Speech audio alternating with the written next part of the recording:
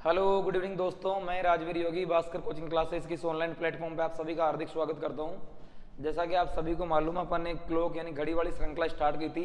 उसमें लगभग अपने 3 क्लासेज हो चुकी थी। लगभग मैंने आपको टाइप 6 पढ़ा दिए हैं। आज अपन 7वां टाइप पढ़ेंगे। इससे पहले मैंने आपको पढ़ा चुका हूँ कोणों के अंदर अतिव्यापन क्या होता है, 180 डिग्री का कोण कब बनता है और 90 डिग्री का कोण कब बनता है। ये सारी बातें मैं आपको पढ़ा चुका हूँ टाइप 7 तक। आज अपन पढ़ेंगे टाइप 8। देखो ध्यान दीजिए दोस्तों, नेक्स्ट क्लासेज जो होगी अपने पास में वो होगी टाइप 8 पर। और टाइप 8 के अंदर आपको मैं ये पढ़ाऊंगा, टाइप 8 जो होगा इसके अंदर मैं आपको पढ़ाऊंगा कोण देकर समय का मान ज्ञात करना, या कोण देकर या कोण से समय का मान ज्ञात करना।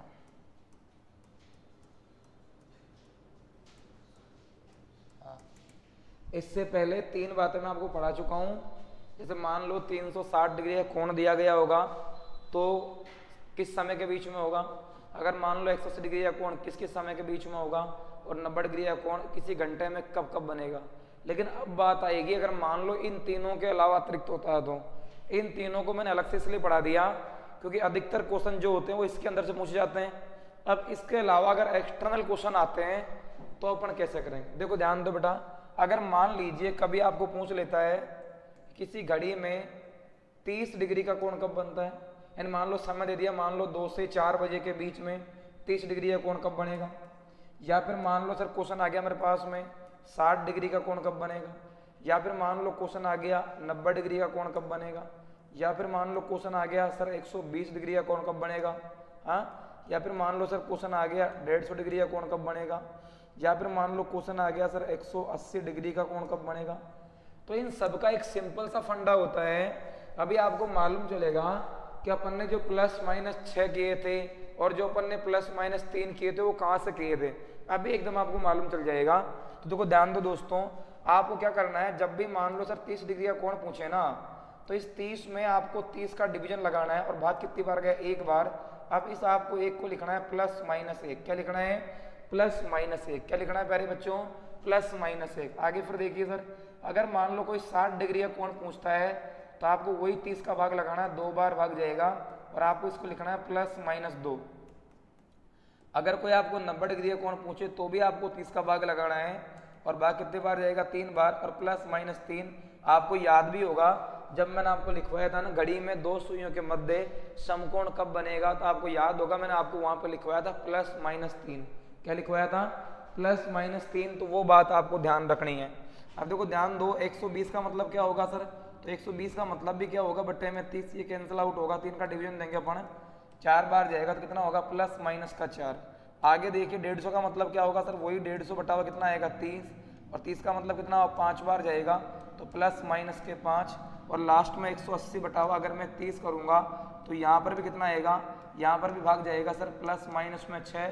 और आपको ये बात याद भी आ गई होगी कि जब मैंने आपको पढ़ाया था किसी घड़ी में सरल कोण कब बनता है, तो मैंने आपको वहां लिखवाया था प्लस माइनस के 6। क्या लिखवाया था, प्लस माइनस के 6। क्या लिखवाया था, प्लस माइनस के 6।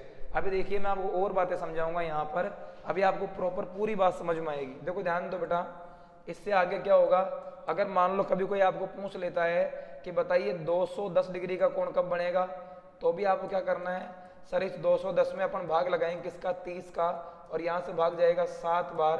तो बताओ क्या होगा, प्लस माइनस का 7, प्लस माइनस का 7, प्लस माइनस का क्या होगा भैया, 7 होगा। सर यहाँ पर भी मेरे पास जो वैल्यू होगी ना वो मेरे पास होगी प्लस माइनस का 7। आगे देखिए, अगर मान लो सर 240 हुआ तो किसका भाग लगाएंगे, वही मेरे पास किसका भाग लगेगा, 30 का, और यहाँ से कितना हो गया, 3 8 24, यानी प्लस माइनस का 8। अगर मान लो सर मेरे पास वैल्यू होता है 270 का, किसका भाग लगाएंगे, वही 30 का लगाएंगे मेरे प्यारे बच्चों, 30 का भाग लगाएंगे सर 3 नाम का 27, कितना हो गया, प्लस माइनस का 9, प्लस माइनस का 9। अगर मान लो सर यहाँ से वैल्यू हुआ 300, तो यहाँ पर भी वही 30 का भाग लगाएंगे और वैल्यू कितना होगा मेरे प्यारे बच्चों, प्लस माइनस का 10, प्लस माइनस का 10। अगर मान लो सर 330 हुआ तो 330 में भी आपको वही 30 का भाग लगाना है और कितना होगा सर, तो वो मेरे पास होगा प्लस माइनस का 11। और लास्ट में क्या होगा, 360 और 360 में भी अपन वही 30 का भाग लगाएंगे और आपको मालूम होगा अपन लिखेंगे यहाँ पे प्लस माइनस का 12। कितना होगा? प्लस माइनस का 12। ये बात आपको ध्यान रखनी है। अब देखो प्यारे बच्चों, आपके दिमाग में एक बात आ रही होगी, सर क्या ये 30 के मल्टीपल में चलता है क्या?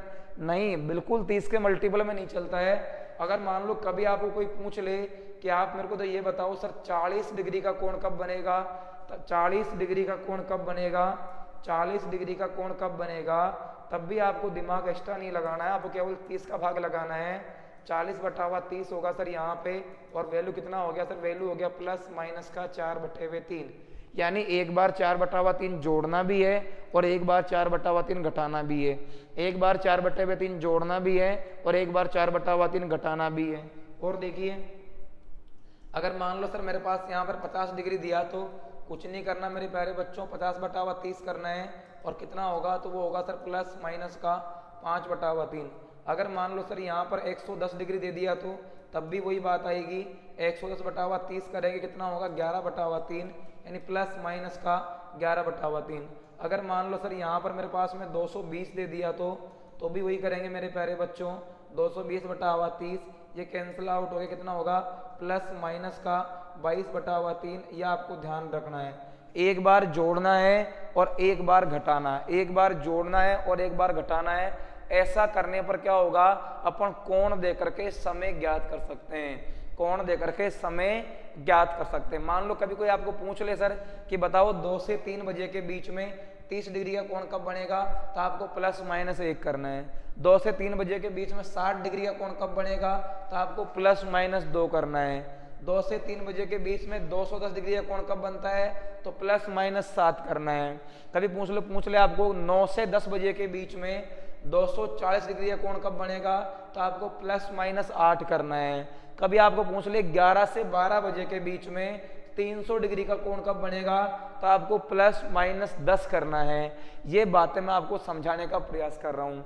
दो अपने आंसर आएंगे प्रत्येक कंडीशन में। अब क्वेश्चंस कैसे होंगे आगे आप देखिए, क्वेश्चंस कैसे होंगे मेरे प्यारे मित्रों आगे आप देखिए। एकदम आसान चीज है, आगे आप थोड़ा धैर्य रखिए और समझने का प्रयास कीजिए।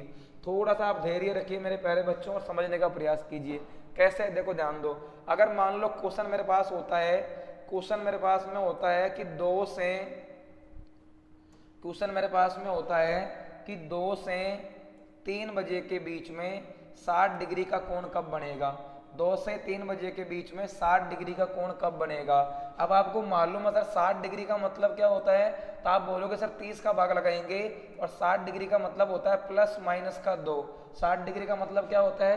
Plus minus 2। अब देखो फॉर्मूला क्या था सर? फॉर्मूला था मेरे पास में 60/11 गुणा प्रथम समय। क्या था? फॉर्मूला था सर 60/11 गुणा प्रथम समय। ये मेरे पास में फॉर्मूला होता है। अब इसके द्वारा ही अपने को अप्लाई करना होता है मेरे प्यारे बच्चों।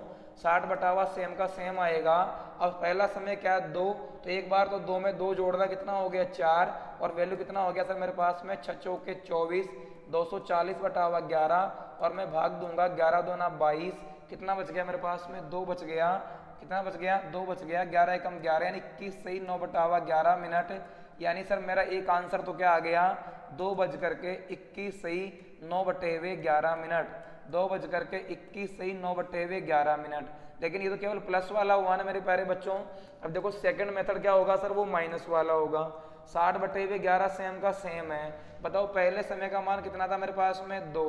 पहले समय का मान कितना था मेरे पास में? 2। अब प्लस माइनस क्या होता है? 2 होता है। प्लस माइनस क्या होता है मेरे पास में? 2 होता है। प्लस माइनस क्या होता है भैया?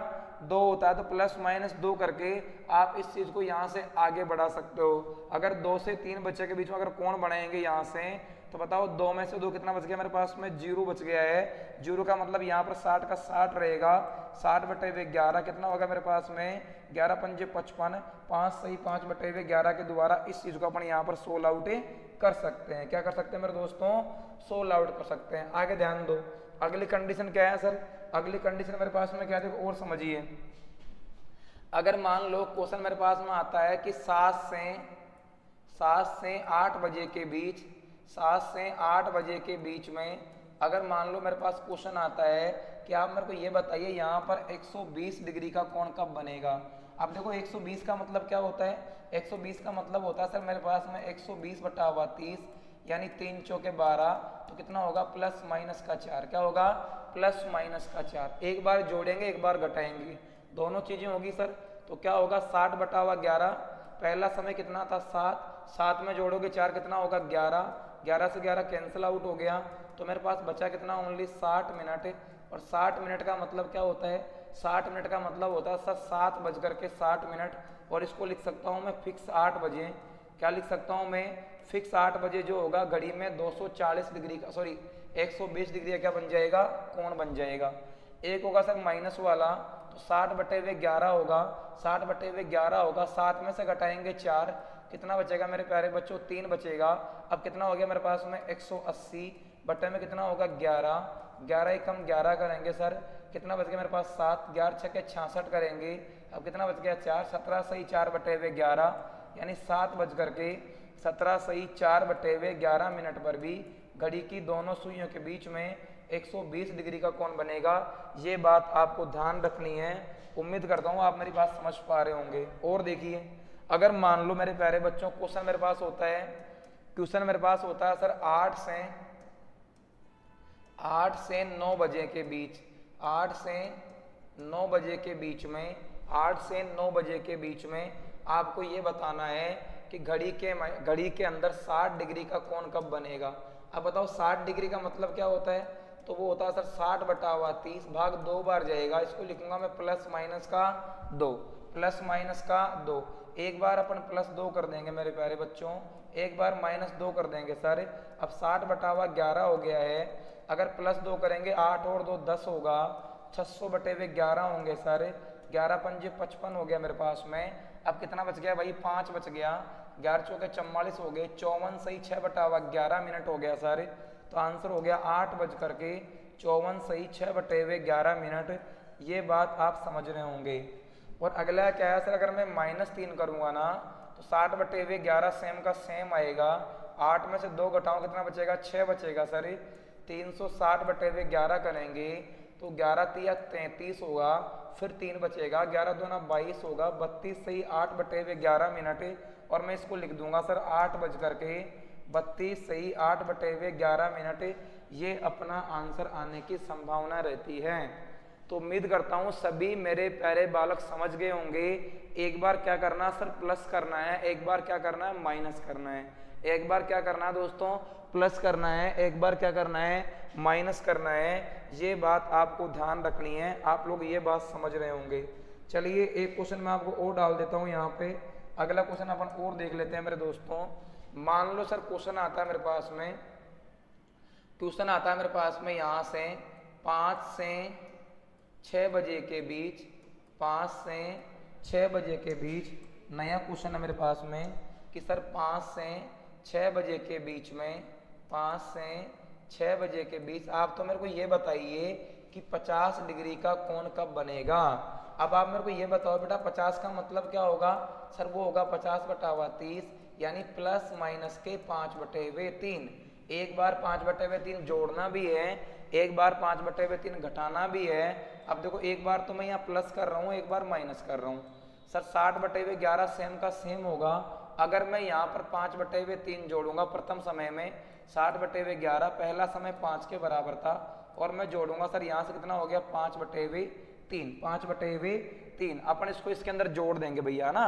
तो आप मेरे को ये बताओ कितना होगा सर, 60/11 तो सेम का सेम रहेगा, 5 3 15 और 5 कितना हो गया सर 20/3 मेरे पास हो गया। यहाँ से 16 आउट करेंगे, 3 का भाग जो है 20 बार जाएगा, 20 गुणा 20 कितना हो गया सर 400 हो गया, 400 में लगाओगे 12 का भाग कितने बार जाएगा सर 11 3 33। अब कितना बच गया मेरे पास में 7 बच गया, 11 छक्के 66। अब कितना बच गया सर 4 बच गया, 36 सही 4/11 यानी मेरा आंसर हो गया सर 5:36 सही 4/11 पर घड़ी की दोनों सुइयों के मध्य 50 डिग्री का कोण बनेगा।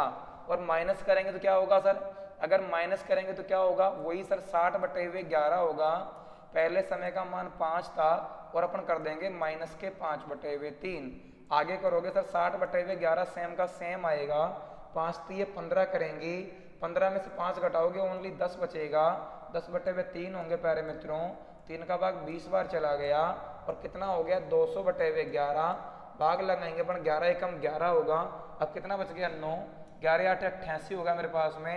और कितना बच गया मेरे पास 2, 18 सही 2/11 मिनट और पूरा समय होगा सर 5:18 सही 2/11 मिनट पर घड़ी की दोनों सुइयों के मध्य 50 डिग्री का कोण बनेगा।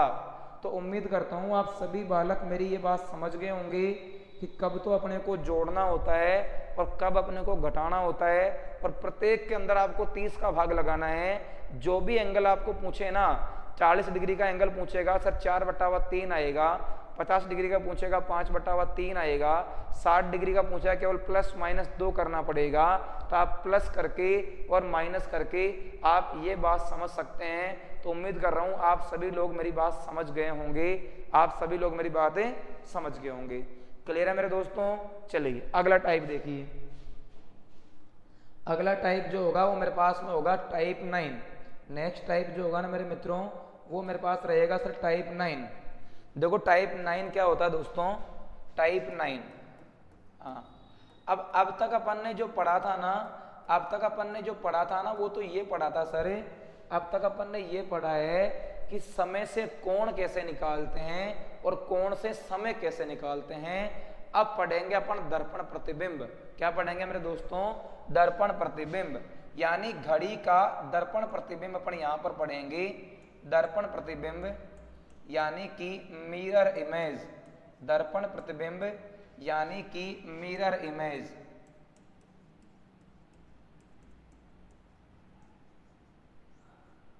मिरर इमेज तो ध्यान दो दोस्तों, दर्पण प्रतिबिंब की सबसे खास बात यह है कि दर्पण प्रतिबिंब में हमेशा दायां भाग तो बायां और बायां भाग दायां दिखाई देता है। दर्पण प्रतिबिंब में हमेशा राइट साइड लेफ्ट में दिखाई देती है और लेफ्ट साइड राइट में दिखाई देती है। यानी सर दायां भाग तो बायां होगा और बायां भाग क्या होगा मेरे मित्रों? दायां होगा। दायां भाग बायां होगा और बायां भाग क्या होगा मेरे दोस्तों? दायां होगा। आप लोग ये लिख सकते हैं कि सर दर्पण में क्या होगा?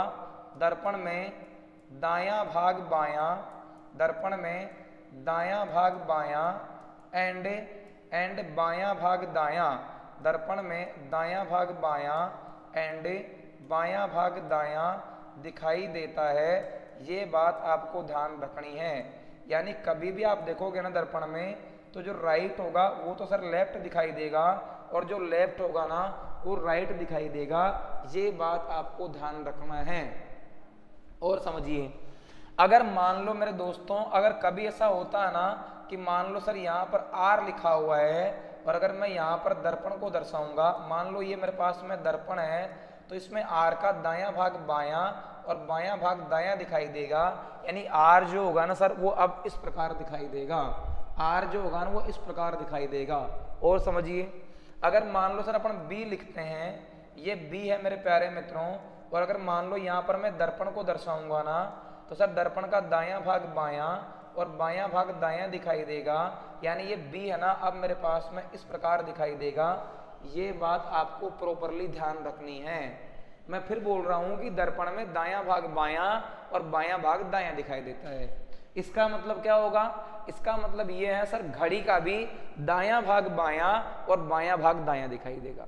घड़ी का भी दायां भाग बायां और बायां भाग क्या होगा? दायां दिखाई देता है। कैसे? समझिए। हाँ, जनरली आप लोगों ने ये देखा होगा, जनरली आप लोगों ने ये देखा होगा मेरे प्यारे मित्रों, जनरली आप लोगों ने ये देखा होगा कि जब भी अपन पढ़ते हैं दर्पण प्रतिबिंब तो कुछ लोग तो आपको पढ़ाएंगे सर 23:60 में से घटा देंगे और कुछ पढ़ाएंगे अपने को कि 11:60 में से घटा देंगे। लेकिन ये 23:60 और 11:60 कहाँ से आया, ये बात मैं आपको समझाने का प्रयास करूंगा।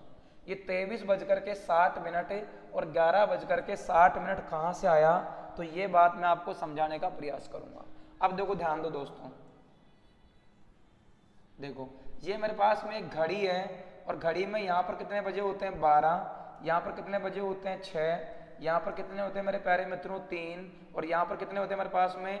यहाँ पर कितने होते हैं? 9। इसके बीच में सर 1 होगा, इसके बीच में 2 होगा, इसके बीच में 4 और यहाँ पर 5 होगा, यहाँ 6 के बाद 7 होगा सर, यहाँ 8 होगा मेरे प्यारे बच्चों, यहाँ पर 9 के बाद 10 होगा और यहाँ पर क्या होगा 11 होगा। सभी लोग एकदम प्रॉपरली समझने का प्रयास कीजिए, एकदम हूबहू आपको पूरी बात समझ में आएगी भी। अब देखो क्या होता है, अगर मान लीजिए सर किसी घड़ी में, अगर मान लीजिए किसी घड़ी में 8 प्रेजेंट, अगर किसी घड़ी में 8 प्रेजेंट, अगर मान लो 11 बजे हुए हैं, कितने बजे हुए हैं 11, तो छोटी सुई घंटे की होती है और बड़ी सुई मिनट की होती है सर। तो 11 बजने का मतलब ये है, 11 बजने का मतलब ये है सर कि जो घंटे की सुई होती ना वो सर 11 पर रहेगी और मिनट वाली जो सुई है ना वो कहाँ पर रहेगी 12 पर रहेगी। सभी बच्चों को दिख रहा होगा सर घंटे वाली सुई 11 पर है और मिनट वाली सुई कहाँ है 12 पर है। अब क्या होगा, मैंने अभी आपको समझाया था कि घड़ी के अंदर क्या होता है सर, राइट भाग तो है ना वो लेफ्ट में दिखाई देता है और लेफ्ट भाग है ना वो राइट में दिखाई देता है।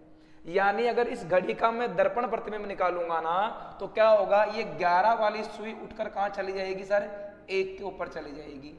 11 वाली सुई उठकर कहाँ चली जाएगी, 1 पर चली जाएगी और घंटे वाली सुई एकदम कांस्टेंट रहेगी। घंटे वाली सुई क्या रहेगी, कांस्टेंट रहेगी और ये दायां भाग बायां चला जाएगा, बायां भाग दायां चला जाएगा।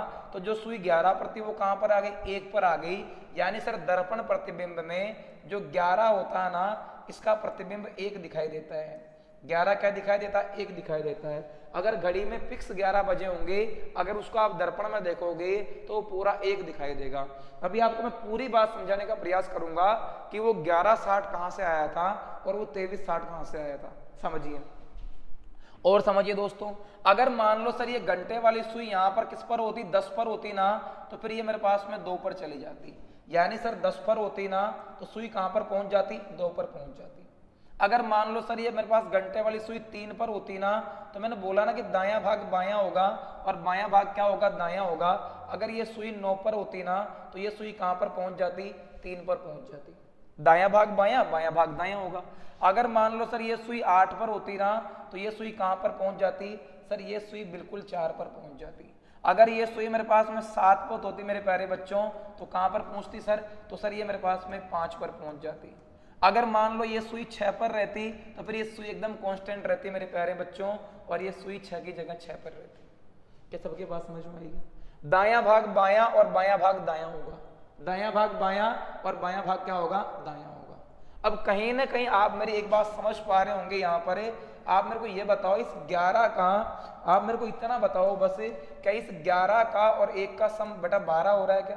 क्या इस 10 का और 2 का सम 12 हो रहा है क्या? अगर इस 9 का और 3 का सम 12 हो रहा है क्या? 8 और 4 का सम भी 12 हो रहा है क्या? 7 और 5 का सम भी 12 हो रहा है क्या?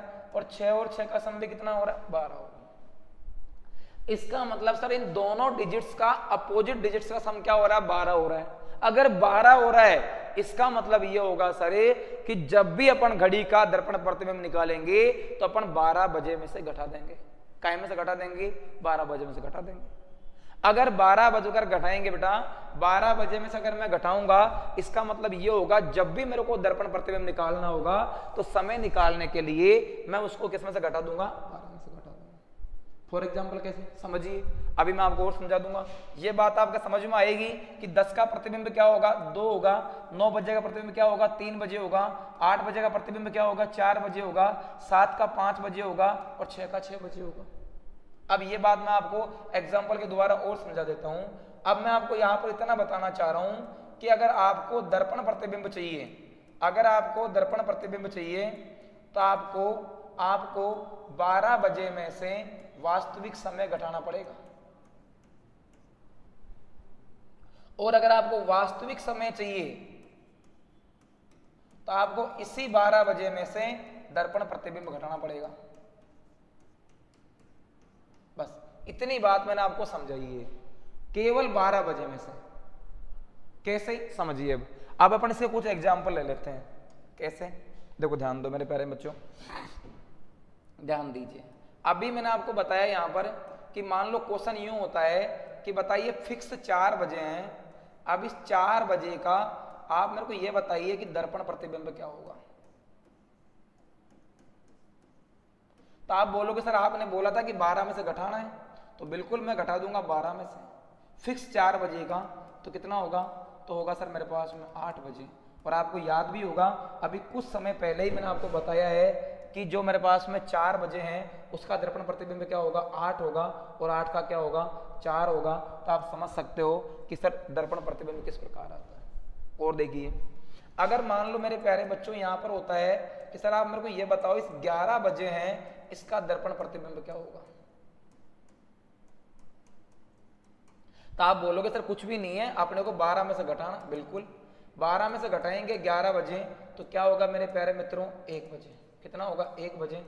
और आपको याद होगा मैंने अभी अभी आपको लिखवाया था कि जो 11 बजे होता है उसका दर्पण प्रतिबिंब क्या होता है 1 बजे होता है। कैसे होता है क्योंकि सर दायां भाग बायां और बायां भाग क्या हो जाता है दायां हो जाता है। अब ये तो तब है जब समय का मान कांस्टेंट है यानी समय का मान मिनट में नहीं है। समय का मान किस में नहीं है मिनट में नहीं है। अभी मैं मिनट में समय भी रखूंगा मेरे प्यारे बच्चों। हाँ ये 2 बात आप समझ गए होंगे। और देख लो भले अगर मान लो सर मेरे पास दिया गया है कि 7 बजे का क्या होगा तो कुछ भी नहीं करना है आपको सीधा 12 में से घटाना है और घटाओ कितना बचेगा मेरे पास में 5 बजे। ये बात मैंने आपको समझा रखी है। कोई आपको पूछे कि सर बताइए मेरे पास में 2 बजे का क्या होगा कुछ भी नहीं करना है 12 में से घटाएंगे। और आपको याद होगा मैंने लिखवाया था कि 10 बजे जो है ना वो इसका दर्पण प्रतिबिंब होगा। क्योंकि सर दर्पण प्रतिबिंब में दायां भाग बायां और बायां भाग दायां दिखाई देता है ये अपन ने पढ़ा है। इसलिए हमेशा 12 में से अपन घटा दें। और समझिए मान लीजिए मेरे प्यारे बच्चों क्वेश्चन मेरे पास में है कि सर 7:42 का दर्पण प्रतिबिंब क्या होगा। दर्पण प्रतिबिंब क्या होगा ये अपने को बताना है। तो आप क्या बोलोगे सर आपने अभी बोला था कि आपको 12 में से घटाना है लेकिन अगर मान लो समय मिनट में भी है तो इस 12 को अब की बार में 12 ना लिख करके अब की बार इस 12 को 12 ना लिख करके मैं क्या लिख दूंगा 11:59। क्या लिख दूंगा मैं 11:59 क्योंकि 11:60 11:60 कितना हुआ सर 7:42। आप घटाओ मेरे प्यारे बच्चों कितना होगा सर यहाँ से सर मेरे पास हो गया 8 तो ये हो गया और यह कितना हो गया मेरे पास में 1 ये हो गया सर और यहाँ से 11 में 7 गया तो 4 यानी 4:18 जो होगा वो इसका दर्पण प्रतिबिंब होगा 7:42 का। अब ट्राई भी कर लेना इस चीज को। और देखिए अगर मान लो सर मेरे पास समय दिया गया है 11:20 11:20 और आपको बताना सर इसका दर्पण प्रतिबिंब क्या होगा। तो कुछ नहीं करना सर वही मैंने आपको बता रखा कि 11:60 से घटाओ समय का मान मिनट में आते हैं आपको मिनट में कन्वर्ट कर देना इसको भी। तो कितना होगा सर 11:20 कितना होगा सर यहाँ बच गया 40 और यहाँ कितना बच गया 00 और 00 का मतलब क्या होता है 00 का मतलब होता है सर 12:40 ये अपना आंसर होगा 12:40 ये अपना एग्जैक्ट आंसर होगा। उम्मीद करता हूँ सभी लोग मेरी बात समझ पा रहे होंगे। और देखिए दोस्तों और देखिए अगर मान लो सर कभी क्वेश्चन यूं आता है मेरे पास में हर छोटी बात का मैं आपको सोल्व कराने का प्रयास करूंगा। अगर मान लो मेरे पास क्वेश्चन आता है सर कि वास्तविक समय अब की बार मैं उल्टा पूछ रहा हूं एक सीधा पूछ रहा हूं। अगर मान लो सर वास्तविक समय 9:45 है तो आप मेरे को ये बताओ इसका दर्पण प्रतिबिंब क्या होगा। और एक सर मेरे पास में उल्टा भी आ सकता है कि मान लीजिए दर्पण प्रतिबिंब जो है ना मेरे पास में दर्पण प्रतिबिंब जो है ना वो मेरे पास में 7:54 है तो इसका वास्तविक समय क्या होगा। तो दोनों ही केस में सेम नियम काम करेंगे सर कुछ भी नहीं करना है अपने को केवल यहाँ पर 11:60 में से माइनस करना है 9:45 15 मिनट यहाँ पर रिमेनिंग हो गया और यहाँ पर 2 बज गया तो 2:15 जो होगा वो इसका एकदम दर्पण प्रतिबिंब होगा। एकदम राइट आंसर दायां भाग बायां बायां भाग दायां। और यहाँ पर भी सर सेम का सेम होगा अपने को 11:60 में से 7:54 माइनस करना है 10 में 4 गया सर 6 बच गया यहाँ से ये 06 होगा यहाँ पर और कितना हो गया 7 और 4 11 होते हैं तो 4:06 ये अपना एकदम राइट आंसर होगा। चलिए दोस्तों अगर मान लो सर संख्या फ्रैक्शन में आ गई तो संख्या भिन्न में आ गई तो कैसे करेंगे देखो समझिए संख्या भिन्न में आ गई तो कैसे करेंगे मेरे प्यारे मित्रों। देखो ध्यान दीजिए क्वेश्चन आ गया सर कि 2 बज करके 2:45 सही 2/5 मिनट, 2:45 सही 2/5 मिनट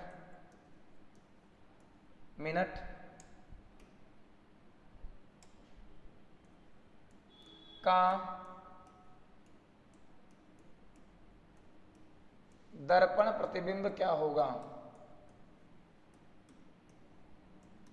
हाँ, 2:45 सही 2/5 मिनट का दर्पण प्रतिबिंब क्या होगा? अब कैसे घटाएंगे, समस्या हो गई है। तो आपको याद होगा कि मैंने आपको बोला था कि आपको घटाना 12 में से है, लेकिन जो ही मेरे पास में नया वैल्यू आया तो मैंने क्या किया था, मैंने लिख दिया 1160। अब यहां पर संख्याएं 3 होगी सर, 2 भी है 45 भी है और 2/5 भी है। तो आपको करना क्या है, इस 12 बजे को अब की बार आपको 3 भागों में बांटना है। सर वो कैसे होगा, इसको लिख दूंगा सर मैं 11:59 मिनट और साथ में 1 मिनट को मैं अलग से लिख दूंगा। 11:59 के साथ में मैं 1 मिनट को अलग से लिख दूंगा। अब आप इसको अलग अलग घटाओ सर, 2:45 यहां पर आएगा और यहां पे आप लिखो सर 2/5 माइनस कीजिए। अब आप खुद बताओ, अगर मैं 5 में से 2 घटाऊंगा तो कितना बच गया सर, 3/5। बिल्कुल 3/5, यहां पर लिखा हुआ 2/5, कितना बच गया 3/5। अब बताओ 59 में से घटाएंगे 45 तो 9 में से गया 5 सर 4 बच गया, और 5 में से 4 गया तो 1 बच गया, और यहाँ 11 में से 2 गया तो 9 बच गया। तो कितना आंसर हो गया, 9 बच गया। तो कितना आंसर हो गया सर, 9:14 सही 3/5 मिनट इस चीज का एकदम एग्जैक्ट और राइट आंसर होगा। 9:14 सही 3/5 मिनट इसका एकदम एग्जैक्ट और राइट आंसर होगा मेरे प्यारे मित्रों, ये आपको ध्यान रखना है। क्लियर है, सभी बात समझ रहे होंगे मेरी। और अपन देख लेते हैं, ऐसा मैं एक क्वेश्चन आपको और दे देता हूं कि मान लो सर कभी मेरे को ये पूछ लेता है कि क्वेश्चन है 7:24 सही 3/7 मिनट का दर्पण प्रतिबिंब क्या होगा, ये अपने को बताना है। का दर्पण प्रतिबिंब क्या होगा ये आपको बताना है। मैंने पहले ही बोल दिया आपको समय को 3 भागों में बांट देना है मेरे दोस्तों, और वो क्या होगा सर, वो मेरे पास हो गया 11:59 मिनट और लास्ट वाले 1 मिनट को मैंने अलग लिख दिया है, अलग लिख दिया है। घटाएंगे सर 7:24 मिनट और इस 1 मिनट को अपन क्या लिखेंगे 3/7 मिनट। अब बताओ 7 में से 3 गया तो बचा कितना 4, यानी सर यहाँ बच गया 4/7, और यहाँ 59 में से घटाएंगे 24 तो 9 में से 4 गया तो 5 हो गया, 5 में से 2 गया सर 3 हो गया, और 11 में 7 सर 4 बच गया। तो कितना हो गया 4:35 सही 4/7 मिनट जो होगा ना वो इसका एकदम राइट और एग्जैक्ट आंसर होगा, यह आपको ध्यान रखना है। तो इस प्रकार आपको दर्पण प्रतिबिंब और मिरर प्रतिबिंब निकालने मेरे प्यारे मित्रों कुछ भी नहीं करना, समय का थोड़ा सा मान बटा देना है।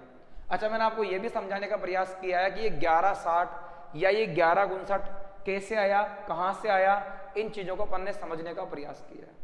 और अगर कुछ भी समझ में नहीं आए तो मैं आपको यह भी बता चुका हूं कि दर्पण प्रतिबिंब में हमेशा दायां भाग बायां और बायां भाग दायां दिखाई देता है, तो आपको हमेशा दाएं भाग को बाएं और बाएं भाग को दाएं रख देना है। ऐसा करके आप इसको सोल्व करने का प्रयास कर सकते हो। आगे देखिए, इसके बेस में आपको 2 क्वेश्चन और डाल देता हूं। देखो, अगर मान लो कभी एग्जाम में क्वेश्चन आपके पास में यूं आता है, आपके पास में क्वेश्चन यूं आता है कि भैया वास्तविक समय जो है ना वो 8:54 सही 2/9 मिनट है। अब आप तो मेरे को ये बताइए इसका दर्पण प्रतिबिंब क्या होगा, ये आपको सोल्व करना है। और अगला है मेरे पास में कि भैया दर्पण प्रतिबिंब जो है ना, दर्पण प्रतिबिंब जो है ना वो मेरे पास में है 3:22 सही 1/2 मिनट। तो आपको इसका वास्तविक समय बताना है। ये 2 क्वेश्चन आपके क्यूज के रूप में हैं जो आपको घर पे करने हैं, ठीक है। तो धन्यवाद मेरे प्यारे मित्रों, आज के लिए इतना ही काफ़ी है। इतना ही बोल के मैं अलविदा लेता हूँ। मैं फिर बोल रहा हूँ, जब भी आप क्लासेस देखें, आज कल परसों 2 घंटे बाद या कभी भी आपको क्लासेस देखने का समय मिले, आप आराम से कमेंट करके हमें बता सकते हैं, अप्रेंटिस कर सकते हैं। इसके द्वारा क्या होगा कि आगे जब भी क्लासेज होगी इससे बेहतर देने का प्रयास करेंगे। आप सभी लोग जहाँ भी होंगे मस्त होंगे, स्वस्थ होंगे, तंदुरुस्त होकर पढ़ाई कर रहे होंगे। मैं आप सभी के सिलेक्शन की उम्मीद करता हूँ, आप सभी लोग कामयाब रहें। हाँ, अगर आप चैनल पर नए हैं वो सब्सक्राइब करें, आगे भी शेयर करने का प्रयास करें। Again thank you so much, thanks a lot.